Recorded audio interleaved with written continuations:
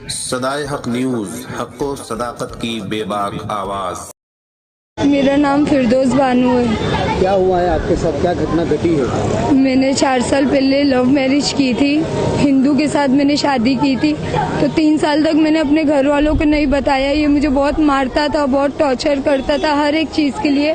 तो मैं बहुत बर्दाश्त करी। फिर कुछ दिन हुआ तो ये मेरे साथ मतलब बहुत गंदी गंदी ज़बरदस्ती करता था। जब देखो तो पैसे मांगता था कि मुझे पैसे दे।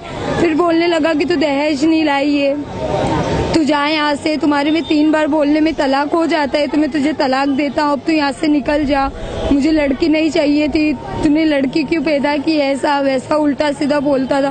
फिर जब देखो तब अपने फ्रेंड लोग को ये मोहब्बत तेरे अंजाम पे रोना आया, जाने क्यों आज तेरे नाम पर रोना आया। बदायूं के मशहूर गीतकार हैं शकील बदायूनी।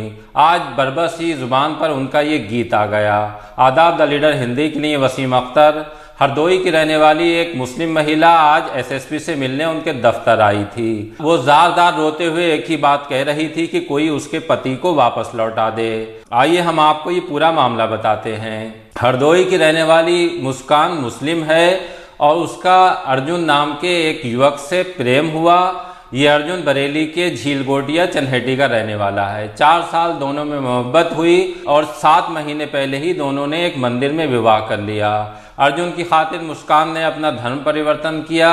वो मुसलमान से हिंदू बनी, खुद नौकरी की उसने। अर्जुन को आईटीआई में पढ़ाया, किराए का मकान लेकर अर्जुन को वहीं रखा। इसके बावजूद मुस्कान का कहना है कि अर्जुन उसे छोड़कर कहीं भाग गया। जब वो जॉब से घर लौटी तो घर में अर्जुन नहीं था और कीमती सामान भी गायब था। वो अर्जुन को तलाशते हुए अपनी ससुराल झीलगोटिया पहुंची और यहाँ अर्जुन के घर वालों ने उसे मारपीट कर भगा दिया।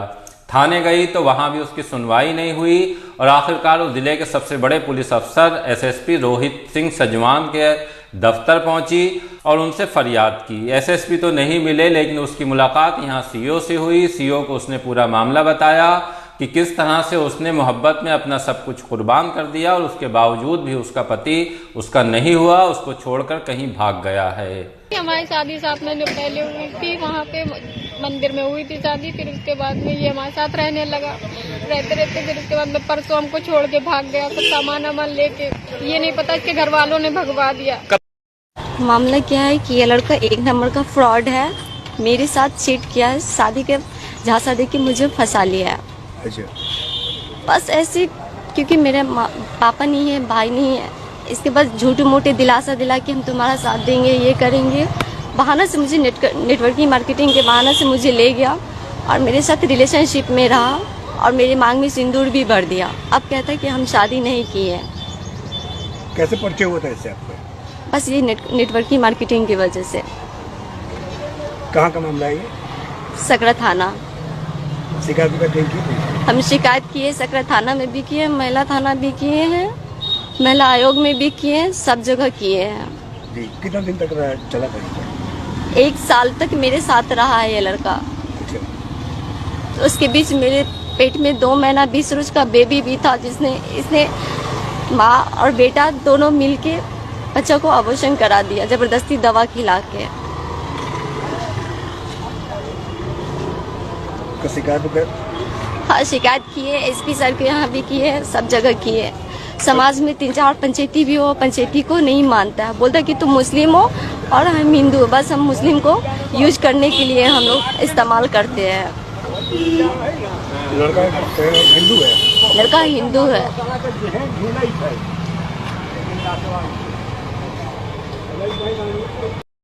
मेरा नाम आसमा है, मेरे पापा का नाम जागीराम है।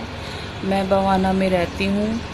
मैंने आज से 6 साल पहले पवन नाम के लड़के के साथ कोर्ट मैरिज करी थी।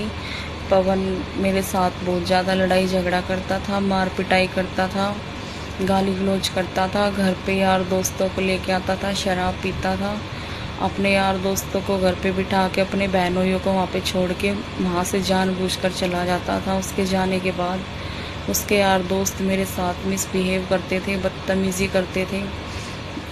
मैं बोलती चिल्लाती तो बोलते कि हमने पवन को तेरे साथ मस्ती करने के लिए हमने 3000 रुपये दिए हैं। पवन आता तो मैं बोलती कि ऐसा क्यों, तो बोलता कि नहीं। मैं बोलती कि नहीं ऐसा नहीं होगा, तो बोलता कि जो मैं बोलूँगा तुझे वैसा करना पड़ेगा, तुझे ऐसे ही रहना पड़ेगा, या तो तू अपने घर वालों से मुझे पैसे दिलवा या फिर तू उनसे मेरे को हिस्सा दिलवा। अगर ऐसा नहीं करेगी तो जैसे मैं बोलूँगा तुझे वैसे पैसे कमाने पड़ेंगे। मेरे साथ बहुत ज़्यादा लड़ाई झगड़ा मारपीट करता था, गाली गलौज करता था। 6 जून को 2020 में लॉकडाउन में उसने मेरे को घर से निकाल दिया था।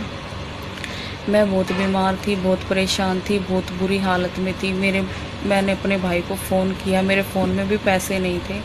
मैंने अपने भाई को ऑटो वाले के फ़ोन से फ़ोन किया, ऑटो वाले भाई के फ़ोन से फ़ोन किया अपने भाई को। मेरा भाई मुझे रोहिणी सेक्टर 18 से लेके आया, मेरा किराया दिया। मेरे पास पैसे नहीं थे, मैं बहुत बीमार, बहुत परेशान, बहुत बुरी हालत में थी। मैं जिस दिन से अपने घर आई हूँ उसी दिन से मेरे मम्मी पापा मेरा इलाज करा रहे हैं, मेरे को दवाई दिलवा रहे हैं। मैं बहुत बीमार थी और मेरे घर आने के बाद वो लोग घर पे आते हैं, गाली गलौज करते हैं, लड़ाई झगड़ा करते हैं, मेरे घर वालों को बहुत परेशान करते हैं, गाली गलौज करके बहुत झगड़ा करते हैं। और होली वाले दिन तो उन लोगों ने हद ही कर दी। मेरे घर पे 20-25 लोग आए और मेरे मम्मी पापा बहन भाई के साथ लड़ाई झगड़ा करा, गाली गलौज करी, मार। सर ये है कि मैं विनय रंगशाही की पत्नी हूँ और ये लोग मुझे दहेज के लिए बहुत प्रताड़ित किया इन लोगों ने मुझे। और हम 2009 से हम लोग साथ हैं, उसमें भी विनय रंगशाही ने शादी करने के लिए बहुत टालमटोल किया मेरे साथ। और 2010 में मेरा अबॉर्शन भी कराया उसने और मेरे को हमेशा मेंटली टॉर्चर, मारना पीटना और इननेचुरल सेक्स करना, ये सारी हरकतें उन्होंने करी है। अब जब मैं सब चीज़ों से परेशान हो गई और सब मुझे इन्होंने बहुत परेशान किया है सर। वो एक्चुअली मेरे को मेरे घर से निकलवा दिया, मेरे मकान मालिक को बोला कि हम तेरे नाम से रिपोर्ट कर देंगे। मेरे घर पे मेरी मदर के यहाँ बालाघाट जाकर वहाँ पर भी इसने बहुत हंगामा किया। वहाँ पर भी इसने मतलब पूरे साक्ष्य छुपाना और साक्ष्य को नष्ट करने की कोशिश करी है। मेरे भाई को एक CSP कोई इसका दोस्त है, कोई DSP दोस्त है, कोई वकील, जी तीनों के सामने बैठा के बोला कि आर्म्स एक्ट में फंसाऊंगा, धर्मांतरण एक्ट में फंसाऊंगा और शराब रखने वाले एक्ट में तुमको फंसाऊंगा अगर तुम्हारी बहन ने मुझे तलाक नहीं दिया। तो उनको वहां बालाघाट में इतना दबाव बनाया कि मेरे भाई ने बेचारे ने, हमारे खानदान में कभी कोई पुलिस में आज तक कोई केस ही नहीं हुआ, मेरे भाई ने बेचारे ने डर के मारे उसको मेरी मैरिज सर्टिफिकेट दे दी। धर्मांतरण के लिए दबाव भी बनाया गया था? धर्मांतरण के लिए उसको हमने किसी प्रकार का किसी को कोई दबाव नहीं बनाया। कोई गजेटेड ऑफिसर है, 36 साल का आदमी, जब शादी उनकी तरफ से मुझे धर्मांतरण तो मेरा ही हुआ है ना, मैंने सनातन धर्म लिया। ये हिंदुस्तान है, यहाँ कभी कोई भी पति का जो धर्म होता है वो पत्नी का धर्म होता है। यहाँ कोई किसी का धर्म, आपको इतनी आजादी थोड़ी है कि आप अपना धर्म इस्तेमाल कर सकते हैं। पहले भी कोई कौन है? ये जिला का मामला है, कौन से थाना क्षेत्र का मामला? जी ये भंवरकुआ थाना क्षेत्र का मामला है और पुलिस मुझे हमेशा परेशान कर रही है। भंवरकुआ थाने ने मुझे बहुत परेशान किया, मतलब मैं फरियादी हूँ, उनको मेरे पास आना चाहिए, मुझे बार बार बुला रहे हैं। मेरी तबीयत अच्छी नहीं है फिर भी वो मुझे मतलब हर तरह से फोन लगा रहे हैं। और ये बंदा मुझे अलग अलग से अब्यूज कर रहा है कि तुम इंदौर छोड़ के चले जाओ वरना तुम्हारी बैंड बजा दूंगा मैं और तुमको जान से मार दूंगा और अब तुम अपना मुंह अल्लाह को ही दिखा पाओगी। मतलब ये क्या है? This is not the way. कौन है रंगशाही, किस पद पे हैं अभी? ये जिला आबकारी अधिकारी है, अलीराजपुर में है ये पोस्टेड। और ये मैं आबकारी विभाग में भी ये सब चीज दे चुकी हूँ लेकिन आबकारी विभाग भी कुछ नहीं कर रहा है, उसको पूरा सपोर्ट मिला हुआ है। पहले भी कोई वीडियो नहीं है ना मेरी गलती। आपकी गलती यही है कि आपने लव मैरिज किया? मेरी गलती ये है कि मैंने लव मैरिज किया और मैं लड़की नॉन मुस्लिम थी, इसके लिए मैंने अपना धर्म बदल दिया। इससे ज्यादा एक लड़की क्या कर सकती? क्या धर्म बदल दिया मतलब? मैं मुस्लिम से हिंदू बन गई। अच्छा, ये बात आप पहले नहीं बताए, आप पहले मुस्लिम थे? हाँ। क्या नाम था पहले? मेरा पहला नाम सुमेरा। सुमेरा हनीफ। सुमेरा हनीफ पहले। अच्छा, शादी के बाद जो है मेरा अंजलि सिंह बन गया। अच्छा, पहले आप मुस्लिम थे? हाँ। उसके बाद धर्म बदल के शादी किए? जी। अच्छा, कोर्ट में शादी किए? हाँ। तो इससे बोला ये नामकरण कहाँ पे हुआ था? कोर्ट में ही हुआ। नामकरण कोर्ट में ही हुआ?